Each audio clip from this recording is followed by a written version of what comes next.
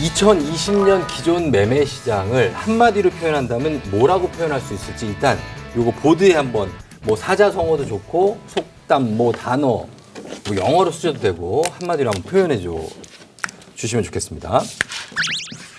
아, 심교원 교수님. 호시탐탐. 호시탐탐. 호시탐탐이요. 네. 이게 호랑이가 이제 시각각 때를 노린다는 얘기죠. 네. 시장에서 돈은 네. 야, 오를 것 같다가 여기 확 갔다가 저기 네. 오를 것 같다가 확 가고 이렇게 막 격변의 그게 있고 소용돌이. 예. 그 반대 정부에서는 예. 여기 오르기만 해봐라. 내가 너를 죽여버리겠다. 아. 그러니까 양쪽 시장 세력하고 정부 세력이 죽이진 않지 않습니까? 그냥 거의 좀 분위기가 자유롭지 그렇잖아요. 못하게. 예. 예. 거의 그런 상황이다. 거의 그런 상황이다. 그런 상황이 당분간 계속 팽팽한 대치 상황이다. 예. 아주 핫한 지역, 정부가 관심을 가지고 있는 그런 지역에 투자하면 단기적으로는 어려움이 생길 것이다. 아, 자, 이주연 대표님. 요즘에 핫한 키워드인데요. 묻고 더블로 가. 아, 이거 요즘에 이 대사 아십니까? 예, 그 타짜에 나오는 곽철용 예, 요즘에 엄청 잘 묻고 나가시죠. 더블로 가! 그죠? 이렇게 하셔야죠. 아, 맞아요. 이렇게 해야 네? 되는데. 그러니까 새로 시장에 진입하시는 네. 분들이 아직 겁이 없어가지고 네네. 이제 지금이라도 뛰어들지 않으면 내가 뒤처질까봐 많이 조바심이 조급하죠. 나고 네. 조급해요. 강남 1억 시대 일하는데 내가 지금이라도 동참하지 않으면 지금 평당 6천이니까 4천 남네. 압구정 에세파킹 해야 되겠네. 네. 지금 사면 대지 지분당 20억은 남겠지. 10년 장기 몸테크 콜. 이렇게 조금 약간 초기 재건축이라든가 초기 정비 사업에도 굉장히 그 용기 있게 막 초기 투자금 5억 원 네. 이런 것들을 초기 정비 사업도 막 투자를 하고 하거든요. 네네. 이런 것들이 조금 주의할 필요는 있을 것 같아요. 예. 네. 저는 키워드를 각계 전투라고 생각을 각계 해봤어요. 근본적으로 단기적으로 소유자들이 느끼는 주택 공급 부족에 대한 공포 심리를 사실상은 없다고 할 수는 없을 것으로 보여지거든요. 그렇다면 서울 지역은 그동안 많이 가격이 상승해서 피로감이 누적돼 있긴 하지만 네. 추가적인 또 시장에 들어오려고 하는 주택 수요들은 있기 때문에 사실 내년에도 강보합 내지는 강세가 이어질 수밖에 없다고 생각이 되고요. 반면에 지방주택 시장은 대전 일부 지역을 제외하고는 좀 고전할 것이라고 보여집니다. 특히 올해 좋았던 뭐 대구라든지 광주 같은 경우 내년에 각각 지역의 입주 물량이 10,000 가구를 넘어설 것으로 판단이 됩니다. 역시 수요자들은 지방보다는 수도권 위주, 지방에서는 대전 정도만 살펴보시는 것들이 비교적 리스크를 피하시는 방법이 되지 않을까 싶습니다. 네. 이광수 연구원님. 저는 추락한 것은 날개가 있다. 추락하는 건 날개가 없는 게 아니고 있다. 예. 네. 그러니까 무슨 얘기냐면 집값이 최근에 서울 거의 뭐 2배 이상 올랐잖아요. 네. 그러니까 많이 오는 것들은 많이 빠질 수 있다는 거죠. 어. 네, 그게 사실은 키워드고요. 반대로 추락하면 날개가 있기 때문에 네. 다시 오릅니다. 어. 변화가 있을 거다. 특히 2020년대는 좀 빠른 변화가 네. 전 있을 가능성이 있어 보입니다. 지금 이제 기존 매매 시장도 과연 그 강세를 이어갈 수 있을지에 대해서 여러분한테 한번 좀 물어보겠습니다. 그린라이트, 레드라이트로 볼게요. 내년에 집값 오르느냐 떨어지느냐. 오르면 빨간불, 떨어지면 초록불입니다. 자, 눌러주십시오. 하나, 둘, 셋. 자, 오른다가 빨간불입니다. 세 분이 집값이 오른다. 그리고 한 분, 이광수 연구원님이 꿋꿋하게 집값이 떨어진다라고 해주셨습니다. 자, 누구 말씀부터 한번 들어볼까요? 집값이 떨어진다라고 얘기하신 이광수 연구원님? 시장에서 지금 살 사람은 없고 팔 사람만 많습니다. 이게 이제 두 가지 이유인데요. 네. 이제 살 사람이 없는 이유는 아까처럼 투자 이익이 줄고 있거든요. 네. 기본적으로 가격이 올랐기 때문에 수요는 감소할 수밖에 없습니다. 왜냐하면 그 가격을 감내할 수 있는 절대량은 감소하잖아요. 내가 이거 평생 벌어도 이 아파트 못 산다. 그렇죠. 네. 10억에서 20억 올랐는데 수요가 똑같다는 건 이건 어불성설이죠. 그걸 감내할 만한 사람들이 줄었기 때문에 수요가 감소했죠. 네. 근데 재미난 건 수요가 감소할 때는 가격이 빠지지 않습니다. 아, 그래요? 그럼 어떻게? 살 사람이 없는데 살 사람이 없다고 해서 가격을 빠지진 그냥 않아요. 거래가 없는 거죠. 그렇죠. 예. 그래서 거래량이 급감하는 현상이 나타날 거예요. 일 1차적으로. 예. 공교롭게도 2018년부터 서울의 다주택자들이 집을 대규모로 안 팔기 시작합니다. 예. 그걸 지표로 확인할 수 있어요. 주택 회전율이 떨어지거든요. 그러니까 우리나라의 서울의 다주택자가 한 40만 명 정도 되는데 네. 집을 안 내놓는 거죠. 가지고 있는 네, 거. 그러니까 매도 물량이 크게 감소했는데 네. 제가 볼 때 내년도에 집값이 살 사람들이 없어서 안 오르고 네. 그리고 보유세 부담이라든가 정부 규제가 계속된다면 사실은 팔 사람들이 어쩌면 먼저 파는 게 더 유리한 상황이 올 수도 있겠다. 그러면 시장의 매물은 증가하고 실제로 살 사람이 없으면 가격은 빠지죠. 그런 현상이 2020년에 내년에는 조금 더 기간도 길어지고 전체 시장을 좌우할 가능성이 커 보입니다. 네. 근데 저는 이광수 애널하고는 조금 다른 생각을 가지고 있습니다. 저금리 부동자금이라는 것들이 굉장히 파워풀합니다. 그래서 지금 기준금리가 1.25%고 근본적으로 부동산 시장에서는 차주의 경우에는 이자 부담을 낮추는 효과들도 있거든요. 그리고 저는 규제의 역설도 무시는 할 수는 없다고 보여집니다. 현 정부가 보유세를 강화하면서 거기에 특히 양도소득세 같은 거래 유발되는 세금을 모두 올렸습니다. 네. 다주택자 같은 경우는 세금이 50%, 60%를 내고 나면 사실상 차익이 많지는 않다고 느낄 수도 있겠거든요. 그래요. 그렇기 때문에 불로소득이라고 얘기할 수는 있겠지만 근본적으로 소유자들이 느끼는 과세에 대한 부담들 때문에 오히려 이자 부담이 낮다면 시장에서 버티면서 버티고. 기다리고 조금 조금 더 지켜볼 확률이 높다고 보여집니다. 너무 강력한 규제는 오히려 가격을 떨어뜨리지 않고 고원화 현상을 유지할 수 있기 때문에 사실 내년에도 서울 집값이 크게 떨어지기는 저는 어렵다고 보여집니다. 네. 이제 아까 묻고 더블로 과라고 해서 재미있는 말을 했는데 이게 이제 실수요자들 같은 경우는 올해 청약이 좋다 그랬잖아요. 그래서 내년에도 마찬가지고 청약에 안 된다고 느끼는 그 타이밍이 와요. 떨어지고 떨어질 것 같다. 지금은 또 예비도 5배를 뽑기 때문에 청약이 당첨은 돼요. 네. 예비 당첨 200번. 축하드립니다. 200번? 이제 이렇게 5배씩 뽑기 때문에 그 예비 당첨되는 또 예비 당첨이 되면 고민을 해요. 서류 이만큼 준비해서 예비 당첨도 가서 넣었는데 또 떨어지고 청약도 또 떨어지고 이런 경험을 하다 보면 더더욱 신축이 부족한데 내가 지금도 집을 못 사면서 그 두려운 마음이 계속 생기면서 이분들이 이성적인 판단을 잃었을 잃어요? 때 집값을 정말 확 올려주는 정말 묻고 더블로가 이런 분위기가 오는 거죠. 가즈화가 되는 거죠. 아니면 자포자기로 이거라도 사야지. 이제 이거라도 막차 네. 타는 거예요, 그러면? 기축도 살만한 집은 부족합니다. 지금 그래요? 현재. 지금은 질이 좋은 아파트가 중요하거든요. 살만한 집. 집이 다 똑같은 게 아니라 지금 빈집도 많잖아요. 살만한 집이 부족하기 때문에 또 지금의 또 살만한 집이 뭐냐면 낡은 주택보다는 기왕이면 새 집, 지하 주차장도 있었으면 좋겠고 요즘 다들 차도 크고 그렇게 많을 것 같았던 이제 새 아파트가 그 19년하고 이게 18년 하반기와 19년은 일시적인 과공급 구간이었어요. 입주가 많았거든요. 근데 그 입주가 거의 마무리가 되고 있고요. 그래서 2020년에 사실 전세도 부족할 것이기 때문에 청약을 대기하던 대기 수요가 갑자기 청약이 안 된다는 그 현실을 깨달았을 때 모두가 공부하고 전략적으로 청약을 하는 게 아니거든요. 그럴 때 아마 무섭게 집 사는 것에 뛰어들 확률이 있습니다. 어떻게 하라는 얘기죠? 지금 그러니까 저 이주연 대표님 네. 뭘 어떻게 하라는 얘기입니까? 저희 보고 그러면 사라는 겁니까? 아니면 사지 말라는 겁니까? 뭐 어디 해외로 이주를 하라는 얘기신지 좀 헷갈리거든요. 기본적으로 청약이 되는지 안 되는지를 따져볼 것. 또 원론적으로 돌아가서 청약이 되면 청약을 전략적으로 접근하셔라. 근데 전략적으로 접근할 수가 없으면 조금 공부를 해서 이제 입주권을 살 수가 있어요. 입주권은 약간 시세 차익을 주거든요.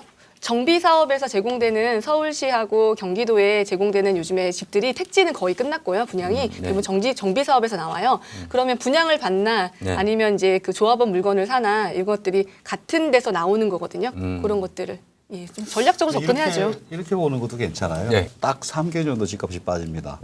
외환위기 때, 2004년 신용카드 사태 때.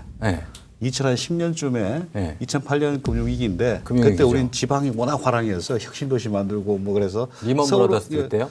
그렇죠. 네, 서울은 2008년. 빠졌는데 지방이 그렇죠. 워낙 좋아서 상승으로 나타나요. 그런데 한 2010년쯤에 마이너스로 바뀌는데 딱 3년 빠졌어요. 200만 원 입주 이후에. 3회 케이스가 있었다는 거죠. 3개년 빠졌죠. 3개년. 네, 그러니까 이제 확률적으로 오를 가능성이 무진장 높은 거고 뭐 한 몇십 년 중에 지금은 딱 3개년 빠졌으니까. 그리고 최근 선진국은 1%대 성장을 하더라도 집값이 대도시 중심으로 폭등하는 사례들이 많습니다.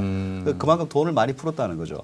돈을 많이 풀었기 때문에 거시 경제가 좀 안 좋더라도 일단 올라갈 가능성이 높다. 근데 유동성 쏠림 현상이기 때문에 지역적으로는 계속 어느 지역에 돈이 계속 모일 가능성이 높다입니다. 근데 그 지점에서 이제 교수님 말씀에 동감하면서도 이제 약간 위험하다고 생각하는 건 집값이 여러분 많이 올랐잖아요. 네. 그래서 조금만 빠져도 데미지가 커요. 그러니까 20억짜리가 5%만 빠져도 네. 얼마입니까?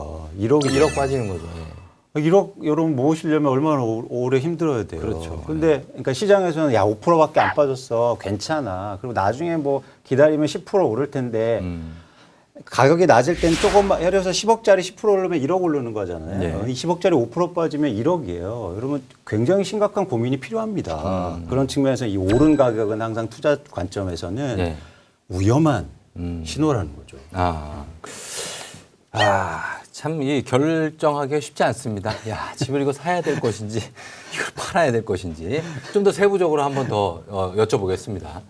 지금 종부세나 양도세 같은 세금 부담이 굉장히 두려운 분들이 있으실 겁니다. 그래서 한번 물어보겠습니다. 다주택자 같은 경우에는 집을 여러 채를 갖고 있다, 아니면 두 채를 갖고 있다. 그러면 집을 팔아야 됩니까? 아니면 좀 이렇게 버텨도 됩니까? 요거에 대해서 버텨야 된다면 빨간불, 여기서 집을 좀 팔아야 된다면 녹색불로 가겠습니다. 자, 눌러주십시오. 하나, 둘, 셋. 처분한다 2대2로 나왔습니다. 두 분, 버틴다 두 분 이렇게 나왔습니다. 버텨도 된다는 분도 계시고, 심교원 교수님은 처분하지 말자. 버틸 수 있다. 네. 그러면 이제 그 참는 게 좋지 않느냐. 특히 이제 앞으로도 계속 오를 가능성이 높다 그러면은 네. 뭐 그런 지역들은 아마 다 아실 거예요. 어디가 좋다는 거는. 자, 근데 재밌는 거는 이제 그 집이 세 채인 분은 네. 팔면은 양도세가 거의 60%입니다. 아, 너무 많다. 60%를 하고 하느니 예. 뭐 종부세 부담이 뭐 한 아주 큰 부담이라면 모르겠지만은 자기가 자금력이 좀 된다, 버틸 수 있다 그러면 갖고 가는 게 맞지 않냐. 정 힘들면 이제 임대사업 등록을 하든가 네. 그런 것들을 해서 좀 부담을 줄이면서 좀 끌고 가는 게 좋다. 그리고 정부에서 세금 기조를 계속 가게 되면은 아마 지금 늘어나고 있는 증여라든가 예. 그쪽으로 좀 돌리든가 여러 가지 방법이 있기 때문에 뭐 그까지 이제 또 다 막을 가능성도 있지만은 네네. 뭐 일단은 그 지금 상황에서는 좀 버틸 사람은 버티는 게 나아 보입니다. 예, 알겠습니다. 자, 이광수 연구원님은 처분하는 게 맞다. 그 양도세 문제를 자꾸 얘기하시는데 네. 그럼 한 5년 후에 양도세 바뀝니까? 똑같죠, 뭐. 네. 이 세금은요 언제 내려주냐면요 집값이 안 좋아할 때도 내려줘요. 그렇죠. 집값이 오르면 세금은 그대로 갈 거예요. 네. 그러니까 예를 들어서 지금 내가 양도세 맞아서 나 못 팔아. 그럼 5년 후에 10년 후에 누가 약속해 줬냐는 거죠. 이 정책이라는 건 내가 예측하면 안 돼요. 상수로 받아들여야 됩니다. 상수로. 지금 전 세계 흐름이 특히 미국을 중심으로 해서 보유세 강화가 굉장히 이게 희자화되고 있고 의미 있는 정책으로 이게 발돋움되고 있거든요. 네네. 미국 같은 경우에 거의 60% 70% 이상의 부유세 강화하자. 네. 지금 국민들이. 그래서 민주당에서 주요 대선 후보들이 보유세 강화를 막 계속 외치고 있단 말이에요. 예. 정책이란 건 항상 중립적으로 생각하시고 내 좋은 쪽으로 해석하지 마세요. 그냥 현재 상황에서 지금 가격이 많이 올랐고 그리고 부담도 보유세 부담도 커질 거니까. 예. 그러니까 사실은 처분하는 게 맞지 않느냐는 게 저희 생각입니다. 예. 사실은 이게 둘 다인데요. 그 매도해야 되는 물건이 어떤 물건인지에 따라서 사실 다주택자들의 기로가 서 있어요. 한 번 그렇겠죠. 기로는 파리 대책 이후에 있었고요. 선택을 네. 하라고 했으니까 그 이후에 이제 다들 많이 판 분들이 주변에 없어요. 다 이제 끌고 가셨는데 그때 한번 경험을 했어요.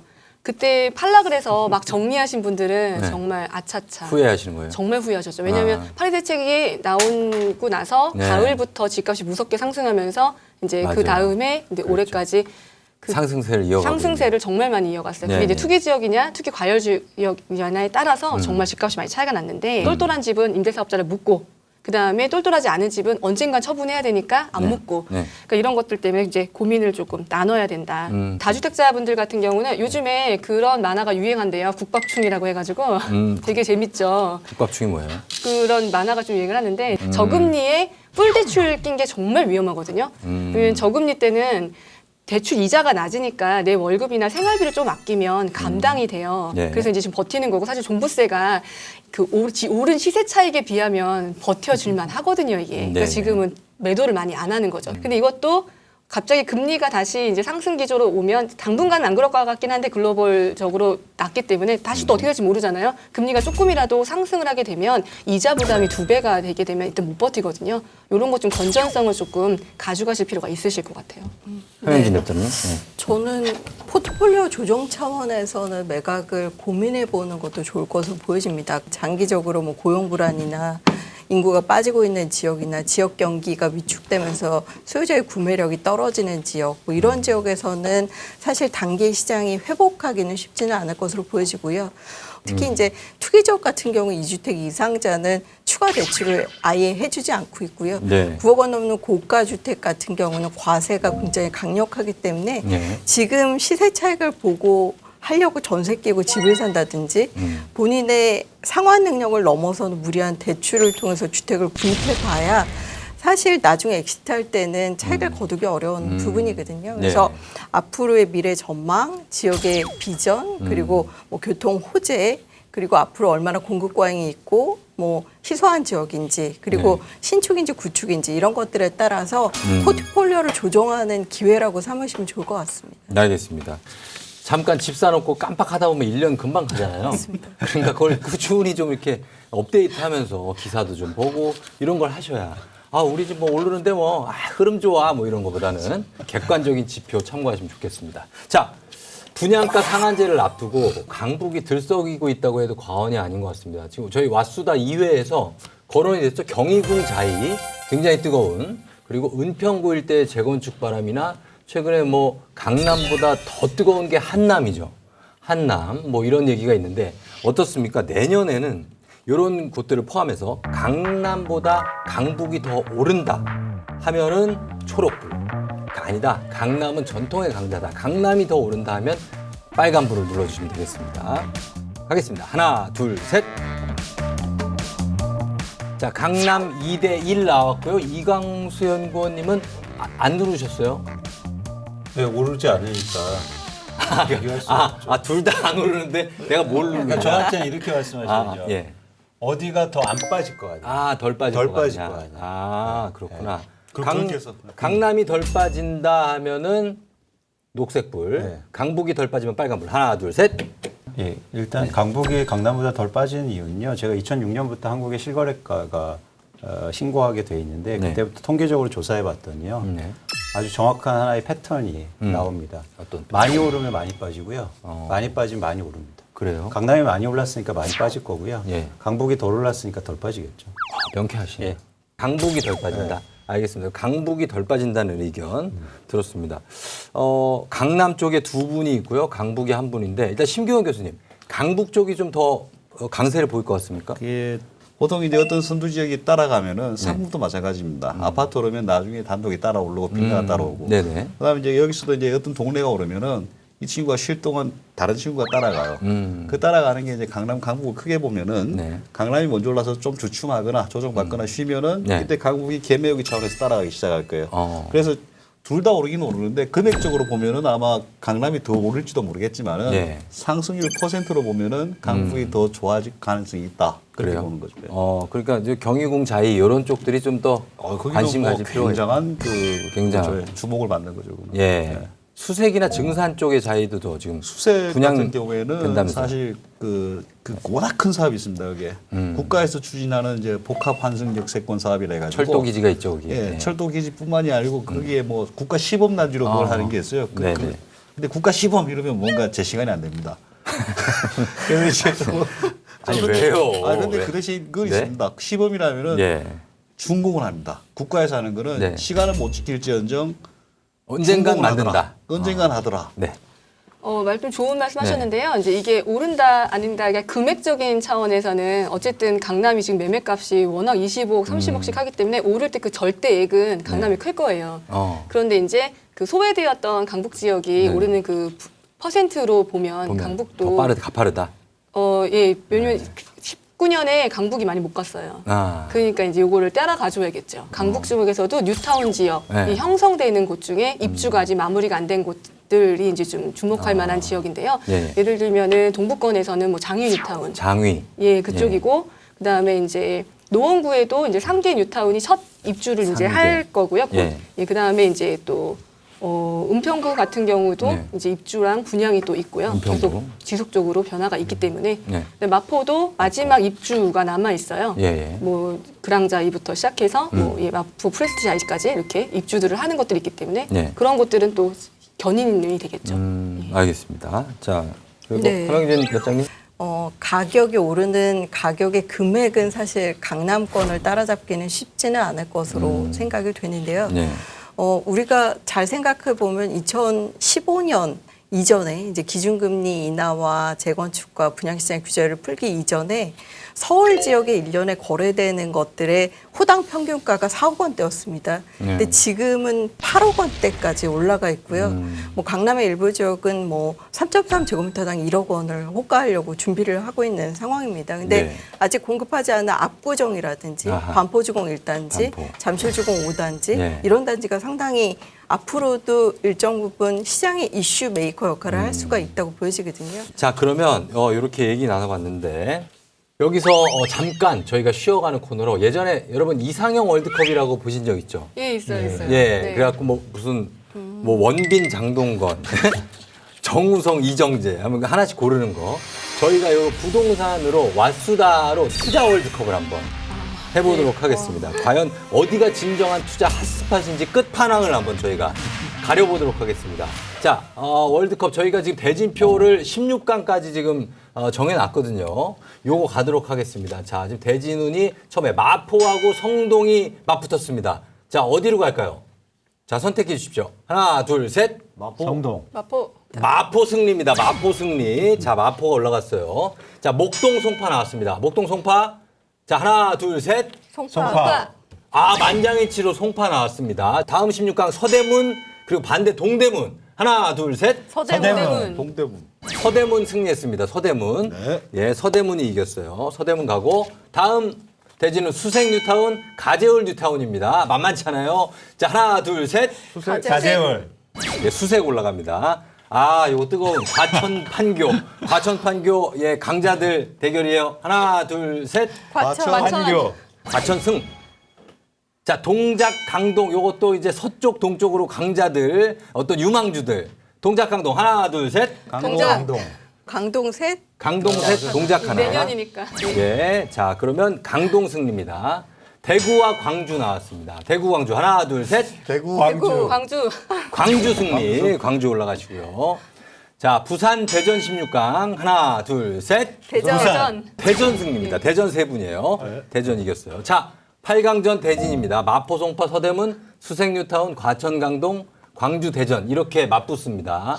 마포 대 송파. 아, 요거 어떻게 결과 나올지. 자, 갑니다. 하나, 둘, 셋. 송파. 만장일치 송파네요. 예, 송파 승리 4강 올라갔고요. 서대문과 수색 뉴타운 위치는 비슷한데 하나, 둘, 셋. 서대문. 서대문 승리. 수색에 분양권이 하나 있는데 아니 분양을 해서. 해서 네. 자, 과천 강동 가겠습니다. 과천 강동 하나, 둘, 셋. 과천. 강동. 과천 승리입니다. 과천 승리 올라가고요. 광주 대 대전입니다. 광주 대전 하나, 둘, 셋. 대전. 대전 승리. 예, 대전 올라갑니다. 자, 송파 서대문 과천 대전 이게 4강전입니다. 일단 송파 대 서대문인데 아, 이게 우승 후보가 한 팀 계셔가지고 우승 후보. 자, 가겠습니다. 하나, 둘, 셋. 송파 승리입니다. 결승 진출. 자, 과천 대전 가겠습니다. 과천 대전 하나, 둘, 셋. 과천. 과천 결승 올라갑니다. 자, 결승전 송파 대 과천, 과천 대 송파. 과연 어딜지 이분들의 선택 보겠습니다. 하나, 둘, 셋. 송파. 송파 우승입니다. 예, 축하합니다. 자, 뭐 어쨌든 간에 이게 대진운이 좋은 팀이 있었고 또 안 좋은 팀은 좀 일찍 떨어진 감도 있고 한데 우승팀이 송파로 나왔습니다. 요거 왓수다 투자 월드컵 고수들의 원픽 송파로 나왔는데 눈여겨보시면 좋을 것 같은데 뭐 이미 뭐 송파는 근데 예, 많이 또 잘 아시는 분도 많고 해서 어떻게 보십니까? 이 결승전 우승자가 송파로 나온 거에 대해서. 근데 송파가 아직 잠실주공 5단지 재건축이 남아있기도 하고요. 아, 그리고 5단지. 인근 삼성동의 호재가 워낙 강력합니다. 뭐 예를 들어 현대 글로벌 비즈니스 센터라든지 네. 영동대로 지하와의 1조짜리 지하도시 있죠, 건설이라든지 있죠. 예. 또 인근의 테헤란호의 자족 기능이라고 할 수 있는 오피스가 화이트 칼라 위주로 자족 기능을 받쳐주고 있다든지를 생각해 봤을 때는 네. 사실상은 뭐 송파가 앞으로도 수요자들 선호는 굉장히 높지 않을까라고 생각합니다. 약간 좀 아쉬운 결과나 중간에 좀 떨어져서 아쉬운 약간 도전자가 있었다면 어떤 도전자? 아까 수색 굉장히 아쉬워하셨는데.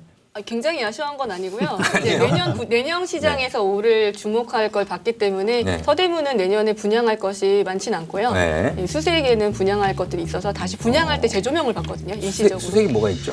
수색 증산 뉴타운이 이제 분양을 개시합니다. 거기가 분양 개시가 내년이다. 네, 네. 그래서 거기 좀 떨어진 게 좀 아쉽다. 네. 참고하시면 좋을 것 같습니다. 고수들의 부동산 비책을 솔루션으로 여러분께 직접 드리겠습니다. 좀 눈여겨보고 투자하면 이거 좀 확실하다. 여기는 좀 이익이 난다. 네, 재정비 물량, 그다음에 이제 까지도 1억 미만으로 들어갑니다. 이번 기회에 신용대출을 영혼까지 끌어 모아가지고 이 말이 요즘 이제 영출이라는 건데요. 서울 입성은 불가능하세요. 아니 제 인생이 그랬었는데 그거 뭐 잘못인가 뭐? 변화를 잘 보시고 변화를 인정하셨으면 좋겠어요. 기존 주택을 매도를 하고 대출을 좀 적게 받아서 입주하는 게 나을 그동안 집 30년 동안 안 사신 분들이 지금 사세요. 목소리가 좀 업돼 있지 예, 않았습니까? 어찌 보면 행복한 고민을 그랬죠. 하시고 있는 것으로 보여집니다.